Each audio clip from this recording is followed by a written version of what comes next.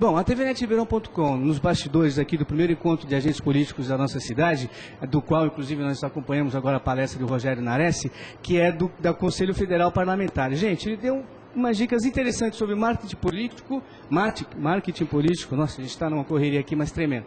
Olha, então vou fazer algumas perguntas a ele, para elucidar algumas coisas que eu achei importantes na palestra que ele falou. Rogério, muito obrigado, hein, que eu sei que está saindo para voar já, né, para voltar para São Paulo. Rogério, você falou sobre o marketing político, eu queria checar uma coisa. O marketing político, ele vem em detrimento ao poder e influência política? Por quê? Hoje nós vemos, né, que os políticos eleitos, que os políticos já estão há muito tempo no cargo, eles exercem uma influência política sobre os demais. O marketing político resolve isso? Dá um certo equilíbrio entre essas forças ou não? Na verdade, marketing é imagem, né? Então a gente sabe que o político tem que vender a imagem. Só que essa imagem, ela tem que ser estudada de duas formas. Primeiro, o contato que esse político vai ter com o cidadão, que no caso é o eleitor, só que é o eleitor que paga o salário dele, então ele tem que divulgar as ações que ele faz. Então o marketing seria isso, a divulgação daquelas ações dele enquanto vereador junto ao povo. Só que tem um ponto principal.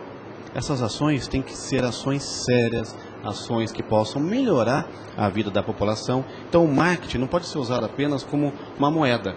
O marketing tem que ser o quê? Associado à ética. E a ética e a imagem tem que ter associado ao quê? Ao melhoramento e à responsabilidade do político perante a sua sociedade. Porque a imagem, só pela imagem, ela não resolve, tem que ter conteúdo. Credibilidade, confiança, né? Inclusive eu quero pedir autorização para ele aqui já agora, se eu posso, né, colocar no canal da TVNet, que é a nossa TV 24 horas que você já conhece, na TVNet Ribeirão também, a íntegra da palestra dele, porque eu realmente nunca vi nada semelhante, não é? E ele elucida pontos assim cruciais. Se fosse antes da eleição, eu tenho certeza que ia mudar o conceito de muita gente. Por quê? Ele aborda assuntos muito, mas muito interessantes mesmo. Entre eles, por exemplo, você falou sobre o cara que está acostumado a atender aquele eleitor que vende o voto. Ou me dá passagem para mim ir embora para casa, ou me dá o meu almoço de hoje, ou me dá esse tipo de coisa. Quer dizer, isso é coisa do passado. Na verdade, isso é coisa do passado. Antes de mais nada, está autorizado assim a vincular qualquer tipo de informação à palestra, entrevista. Os políticos vão gostar muito, né? Mas o importante é o seguinte, o cidadão tem que entender assim. O voto que o cidadão vende é um voto que escraviza você. Então, se você hoje não tem dinheiro, se você hoje não tem emprego, se você não tem uma condição de vida melhor, quem são os culpados? Os políticos. Não existe outro culpado. Por quê? Sim, você falou sobre os projetos, né? Quer dizer, carece de projetos essenciais, projetos de captação, de emprego, de infraestrutura. Né? Porque assim, cada município, cada estado tem um orçamento. O que é feito com esse orçamento? Por exemplo, Ribeirão Preto. Se determinadas pessoas não têm emprego, o que acontece? Existe uma má distribuição de renda. O que é uma má distribuição de renda? São políticos incompetentes ou desonestos que não conseguem administrar aquele orçamento para gerar uma condição de vida melhor para a sociedade. Você vai me perguntar, mas uma simples administração vai melhorar a vida da sociedade? Por inteiro, não. Por quê? Porque esse modelo já existe há décadas. Mas, com a responsabilidade, o povo estando atento a isso, você começa a criar políticas de educação, políticas sérias de geração de emprego, políticas na área de cultura, que vão minimizar a violência, a desigualdade social, para que amanhã o município possa caminhar para chegar no equilíbrio. Entendeu? Então, se existe isso, o político é culpado. E quando o indivíduo vende o voto, você está aprisionando o seu voto. Porque aquele político que compra o seu voto, eu não tenho dinheiro para ir em tal lugar. Por mais difícil que seja isso, não venda o seu voto. Porque aquele político não merece o seu voto. E o político que aceita isso, ele colabora ainda mais para prejudicar a sociedade.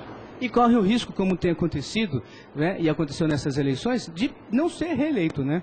Porque você mesmo bem disse, falou, olha, se caso o político hoje, que está acostumado com isso, uma pessoa chegar e pedir, me dá o dinheiro para ir embora, você fala, olha, é só hoje, hein? Amanhã não mais, né? Quer dizer, você citou esse exemplo. Um outro exemplo, eu quero comentar contigo uma coisa que aconteceu, inclusive, na nossa cidade. Por exemplo, você falou daquela pessoa que estava indo votar, candidata a prefeita, e perdeu a eleição por causa de um voto. Mas no caminho, uma pessoa falou, vem cá, entra aqui num bar, um restaurante, algo assim, vem cá, vem pedir voto aqui. Falou, olha, não, sabe, já é domingo, eu estou indo votar, não vou pedir voto. O que aconteceu? Ela perdeu a eleição por causa de um voto. Foi isso, né? Foi isso, foi uma história bem divulgada no Brasil. Isso foi no município em Mato Grosso, entendeu?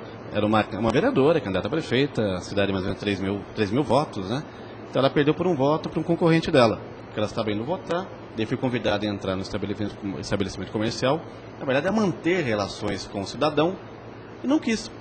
daí perdeu o voto. Na eleição de 4 anos passados, após, ela mudou o conceito dela e ganhou a eleição do mesmo candidato por 300 votos de diferença. Você também disse sobre assessoria parlamentar, que o assessor, quer dizer, o assessor é a extensão, você bem disse, né? Olha, se o assessor fizer besteira na rua, vai afetar o candidato. Então, o assessor é a extensão do vereador, né? Eu prezo muito por isso também. E já fiz campanha, já fui assessor de alguns vereadores, e até fiz campanha com a Luiz Erondina, com o Guilherme Afife Domingues, em São Paulo, né? Desde a presidencial, municipal, federal, a gente participou. E eu queria adicionar um case aí na sua palestra. Por exemplo, você falou, poxa, o assessor então tem que atender o munícipe, tem que dar atenção no munícipe, tem que reportar ao vereador o que está acontecendo, aquela coisa toda.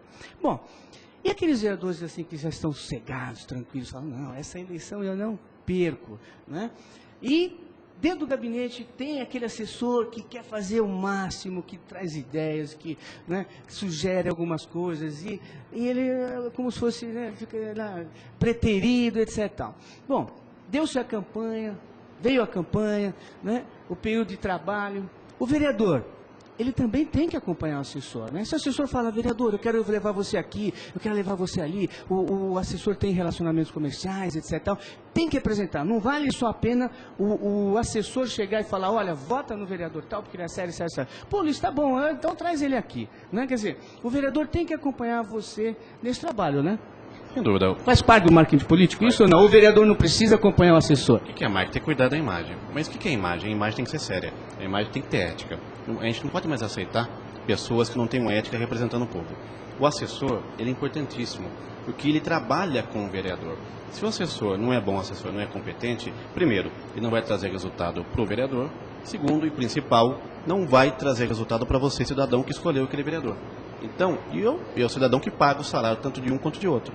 Então, mas quer dizer, ele não pode preterir o assessor uma vez que está com ele, não é isso?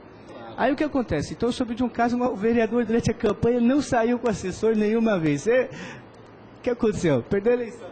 Teve um caso numa cidade, até por ética não vou mencionar o nome, o assessor de confiança de um vereador que estava no terceiro mandato, ele ia até uma comunidade carente e queria favores, até favores sexuais, de algumas moças naquela comunidade, senão ele dizia que o vereador não iria ajudar. E o vereador não tinha conhecimento nenhum disso.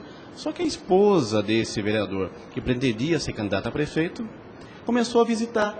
E lá ela descobriu, porque essas informações chegaram ao ouvido dela. Esse assessor foi mandado embora. Só que o vereador não teve condição de se recuperar para disputar a prefeitura.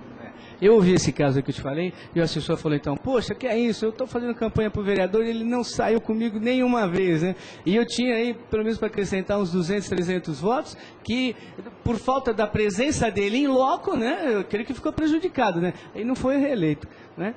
Bom, Rogério, muito obrigado, viu, pela tua palestra. Ele está saindo, está com o assessor dele aqui também, o parceiro dele. Mas então vamos lá, olha, Conselho Federal Parlamentar, que aqui em Ribeirão vai ser representado muito bem, inclusive, que já era pela Darcy Vera, mas como ela é prefeita agora, o Samuel Zalferdini, que inclusive foi organizador, foi idealizador, vamos dizer assim, né, do primeiro encontro de agente político, que está sendo o máximo, né, nós estamos no meio dele e pegamos o Rogério aqui nos bastidores para dar essa entrevista para a tvnetribeirão.com. Espero que você tenha gostado e maiores informações, olha, o Conselho Federal Parlamentar fica lá na Avenida Paulista, em São Paulo, né, mas você pode entrar no site www.conselhoparlamentar.org.br e olha, mais dúvidas que você tiver, é só acessar lá. Posso passar o seu e-mail? Claro. Né? Olha, rogério.com FEP, né? Com F mudo, né?